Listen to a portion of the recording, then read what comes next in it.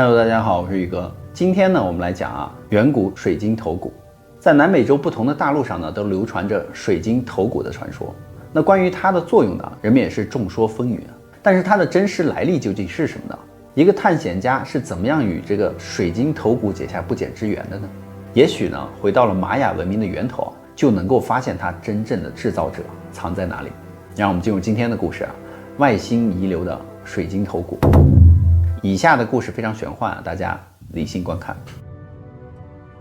寻找证据呢，来解答远古外星人的问题总是以我们的祖先留下的建筑遗迹或者是手工艺品为中心。问题就在于是否是他们自己创造了这些东西呢？他们是否得到了外星访客的帮助或者是启发呢？就比如玛雅人的水晶头骨之谜美洲的印第安人中呢，就流传着一个古老的传说。他们就说古时候呢，有13个水晶头骨，能说话还会唱歌，他们是玛雅神赐予人类的礼物，记载着玛雅文明的各种知识、事件和预言。如果把它们放在一起呢，就会揭示出人类过去和未来的秘密。有人相信这些水晶头骨与外星文明有关，是外星人留下的证据或者是同外星人交流的一种工具。在20世纪80年代呢，一位美国的公民尼克诺切里诺呢，就走遍了玛雅人曾经活动过的中心地区。他就发现当地萨满教的僧人呢，是用水晶头骨作为献祭之物。于是水晶头骨的故事呢，逐渐就在西方世界流传开来。自20世纪80年代末期以来呢，水晶头骨就成为了一种神秘之物，大受人们欢迎。据说呢，有些水晶头骨呢，是由一种消失的外星文明雕琢的。在伦敦大英博物馆中展示的水晶头骨呢，就是当今世界上最杰出的工艺作品之一，备受人们欢迎。而头骨盒子上的标签就写到呢，最初认为是阿斯特克人创造的，但最新的研究表明呢，是欧洲人。在2004年呢，加德福威尔士大学的教授伊恩·弗里斯通仔细的就检查了该头骨，得出的结论是该头骨呢是由一种有轮子的工具切割打磨的。而据他所说呢，这种有轮子的工具并非是阿斯特克人所使用的工具。这样看来呢，该头骨是现代的作品，有可能起源于后哥伦布时代。他还进一步指出呢，头骨所使用的水晶在巴西是非常常见的，而且不是在墨西哥阿斯特克人的故乡才有的，并且该头骨的表面看起来轮廓更清晰，含有细小的气泡。那气泡呢，在光线下会闪闪发光，而阿斯特克人的水晶遗物看起来会更加的柔和。但是弗里斯通指出呢，虽然存在着极有说服力的间接证据，但是该艺术品呢，源自于19世纪的欧洲，并不等于铁证。但是呢，这些水晶头骨呢，有没有可能就是真正的考古发现呢？例如耶鲁大学的教授迈克尔·科伊就认为呢，轮子标记的证据绝不能证明水晶头骨呢就是现代的作品。实际上他指出呢，虽然长久以来人们普遍认为哥伦布时期的文明呢从未曾使用过转轮，但最新的证据却同这种科学的定论相矛盾。我们对于这些早期的文明的了解呢，实际上连我们所认为的一半都没有达到。人们应该重新审视他们的看法。巧合的是呢，大英博物馆呢是在墨西哥州购买的这一颗水晶头骨。购买的时期呢，正好就是墨西哥市的北部特奥蒂瓦坎的遗址挖掘时期。而特奥蒂瓦坎呢是美洲最重要的考古遗址之一，因此呢，水晶头骨的来历呢，可能没有人们想象的那么简单。米歇尔·黑吉斯呢，他就认为这个水晶头骨呢是所有水晶最诡异的一个，因为头骨的下颚所使用的材料呢，同头骨的其他部分一样，皆来自于同一块完整的水晶。不过呢，头骨的下颚是可以分开的。这对于那些想要简简单单就解释清楚此问题的人而言呢，简直是一项不可能完成的任务。信徒们呢，把它视作人类不可能打造出来的水晶头骨。它的存在呢，只有一种可能性，也就是这个水晶头骨呢，是由非地球的智慧生物打造的。该水晶头骨呢，是以其发现者的名字来命名的。所以官方的说法就指出呢，在1924年呢，对伯利茨卢巴安敦的遗址进行考古勘探的时候，发现了该水晶头骨。这个被发现者呢，名叫米歇尔·黑吉斯，他称为厄运头骨的这个水晶头骨直到1931年才有了文字记载。米歇尔·黑吉斯在其自传《危险我的伙伴》中就指出厄运头骨呢是由纯水晶打造的，而且呢，据科学家们所言世世代代的打造者们倾其一生呢，耐心的用沙打磨了一块巨大的水晶石，直到成为一个完美的水晶头骨，这就花费了150年的时间。而这块水晶头骨至少有3600年的历史了。根据传说玛雅人的大祭司在举行仪式的时候会使用这块水晶头骨，他借助这个水晶头骨来预言呢，直到死亡成为现实。而米歇尔·黑吉斯把这块水晶头骨呢，同公元前1600年的玛雅人联系到一起，许多人就指出米歇尔·黑吉斯对寻找亚特兰蒂斯消失的文明的证据极为感兴趣，所以他们就认为这个水晶头骨呢，就是这种早期文明的遗物有可能。直到1964年呢，米歇尔·黑吉斯的养女成为了这个头骨的保管人，他就把这个水晶头骨借给了福克多兰德、梅布尔多兰德，此二人呢都是有名的艺术品专家和修复家。多兰德呢，从不同的角度就给这个水晶头骨拍摄了大量的照片，他借此就开始了自己的研究。他还使用了一个双目显微镜呢，来研究这个水晶头骨的3维图像。正是在这种科学的分析下呢，该水晶头骨逐渐就展示出了其神奇的特征。有一天晚上呢，多兰德就研究该头骨到很晚，所以没能够把它放回这个银行的保险柜当中，而是把这个水晶头骨带回了家，把它放在了壁炉的旁边。那一天晚上，他点燃了壁炉呢，随后就注意到这个壁炉中的火光就透过这个水晶头骨的空旷的眼洞，能够反射出耀眼的光，这让他意识到这个水晶头骨会产生其某种光学效果。多兰德就发现光学效果呢是水晶雕刻方式决定的，这让他进一步就意识到这种工艺的精确性。于是他就注意到头骨的顶端是存在一种分层，这种分层就让这个头骨相当于是一个放大镜，而光线呢从头骨的后脑勺穿过正面的眼窝。虽然没有人能够看到头骨后脑勺究竟有什么，但是任何一个看到面部的人都会看到一系列的图像。这种图像呢似乎是从头骨中飘散出来的，这种场景神奇而壮观。多兰德还发现呢，头骨的底部还有2个孔，将头骨呢直立放置之时就看不到这2个孔了，而这2个孔呢让头骨能够摇摆起来而不会跌倒。而进一步的证据以及可以分开的下颚就表明呢，这个水晶头骨不仅是一个艺术品，而且呢还被创造出来发挥某种功能，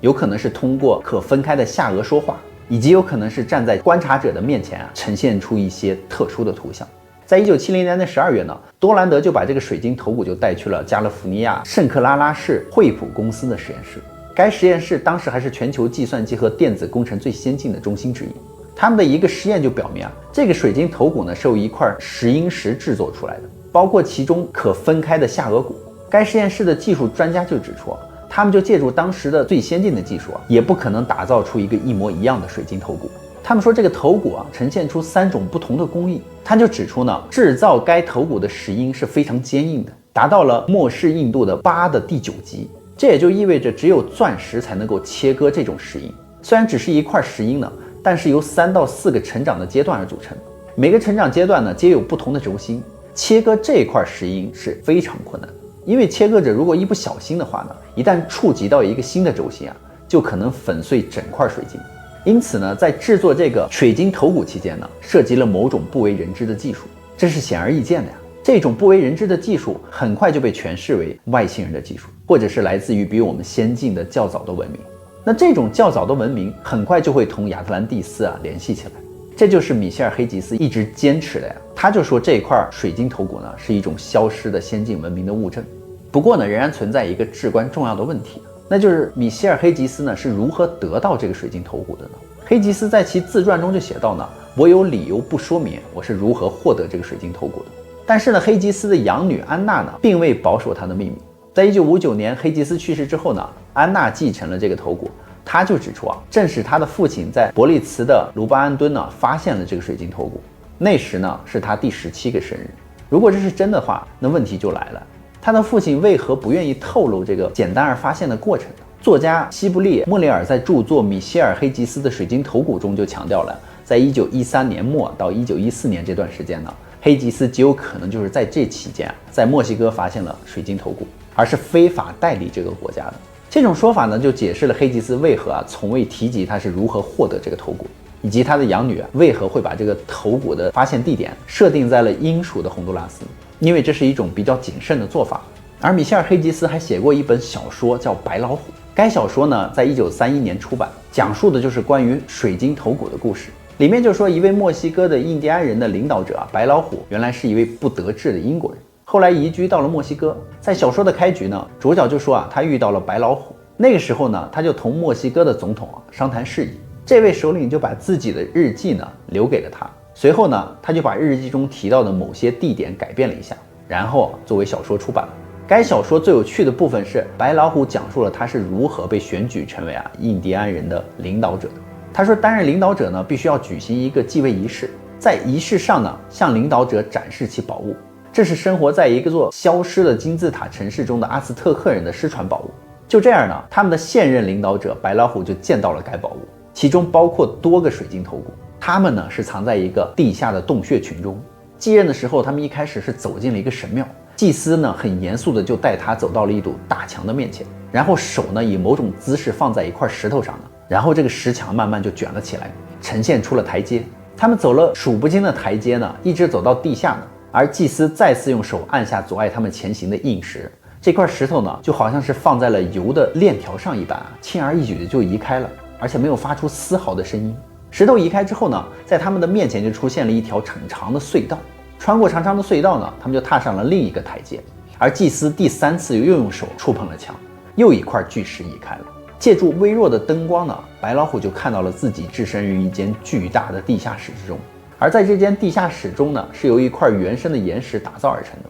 呈现在他面前的呢是无穷无尽的宝藏。这些宝藏呢杂乱无章地堆放在地下室中，而所有的宝藏呢都属于阿兹特克人。比如说里面有圣杯啦、金碗啦、金罐子啊，其他各种各样的奇奇怪怪的装饰品。那这些东西都沉闷着发着金光。宝石当中呢，除了许多珍贵的绿宝石以外没有其他种类的宝石。他说当中呢还发现有很多水晶雕琢而成的头骨。传说中呢并没有夸大阿兹特克人的宝藏，几乎是用之不尽的财富都归了白老虎。这也就表明这个故事呢并非是虚构的，而有可能是真真实实发生在这个米歇尔黑吉斯身上的。他就是白老虎。而玛雅人的祭司呢给了他这个水晶头颅。最后呢，围绕这个水晶头颅还有另一种说法，就是那个时候的墨西哥的总统波费里奥·迪亚斯呢拥有一个秘密的宝藏库。这个秘密的宝藏库中里面就有2个水晶头骨。而白老虎的开篇场景呢就设定在了墨西哥总统的办公室，主角呢就是在那里遇见了白老虎。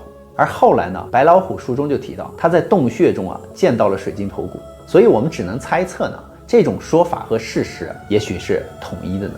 但有趣的是，就在西布列·莫列尔于1975年的8月去世前不久呢，他写信给远古外星人协会的时候，里面就说到，你或许对我的新书《米歇尔·黑吉斯的水晶头骨》感兴趣，因为它有着和现实连接的可能性。即使这个有名的水晶头骨要么是来自于外星的神秘，要么呢就是某些人制造的。这些人要么是生活在地球的外星人，要么就是得到了外星人卓越的知识。但可以确定的是玛雅人呢是杰出的天文学家，还可以肯定的是，玛雅人和任何其他远古的种族都不可能制造出这个水晶头骨，除非他们拥有某些先进的技术和工具。他说，如今呢有大量的水晶头骨已经在市面上流通了，不过绝大多数呢都只是现代的赝品而已。但在1个世纪以前呢，还没有任何的水晶头骨出现。最有可能的情况就是这些水晶头骨呢都是真的，是在考古挖掘中被发现的。而当地人把他们给予了像米歇尔·黑吉斯这样的人。就黑吉斯的头骨以及其他的头骨而言呢，显然他们并不是由我们所知道的某种技术而打造的，他们必定是源自于某种消失的文明。证据表明呢，这些水晶头骨可以追溯到玛雅人所生活的社会，而其中几个呢还是来自于众神之城蒂奥特瓦坎。在玛雅人所创造的神话中呢，有一个神奇诡异的头骨，据说是为一位神所有的。而这位神呢，通过这个神秘的头骨同玛雅人还进行过交流。难道这是巧合吗？根据玛雅神话传说呢，众神于公元前3112年呢聚集在了墨西哥郊外的特奥蒂瓦坎。该城的名称呢，意思就是众神之地。这一建筑的核心呢，是一系列的金字塔，包括月亮金字塔、太阳金字塔、羽蛇神庙，它们一道成为了该建筑群的轴心。那这座城市呢，是沿着这个轴心发展起来的。实际上呢，中轴心呢就是死者大道，它从月亮金字塔的前方的广场延伸穿过其他2个广场。整座建筑群呢，就像是一个按比例修建的太阳系的精准模型。如果羽蛇神庙中的轴线被视作是太阳的位置，这就标示了内行星、小行星带、木星、土星就是太阳金字塔，天王星呢就是月亮金字塔，而海王星、冥王星呢以及正确的轨道距离。那他们是如何掌握这种知识的呢？在玛雅人的创造神话中就指出呢，众神聚集在特奥蒂瓦坎，焦急地猜想着谁会成为下一个太阳神。这种神秘的集会呢，发生在之前的世界终结之时。这个世界呢会被大洪水毁灭，只有神圣的火呢能够在黑暗中看见。于是他们就哭着喊着必须有人现身，纵身投入火中，才会有一个新的太阳神出现。于是当时就有2位神灵纵身投入了火海，完成了神圣的现身。随后羽蛇神也现身了自己，他最后成功的从火中幸存了下来，也确保了一个新时代的到来和诞生。在这个时代是始于公元前3112年。正是这个创世神话中双胞胎英雄都遭遇到了同他们说话的神奇的诡异的水晶头骨。所以众所周知玛雅人举行仪式的遗址例如特奥蒂瓦坎就是这个创世神话的真实体现。因此认为那里存在着一个真实的神留下了一些水晶头骨是符合逻辑的。再加上我们之前讲过当拥有先进技术的文明到来之时就会被认为他们是神。那么这种不符合当时时间和发展阶段的东西出现的话，只能说明他们是来自于很久以前的一种非人类的智慧生命之中。如果承认有远古外星人的存在也许这些问题就会得到一个合理的解释了。那么好了，故事宇哥也就讲完了。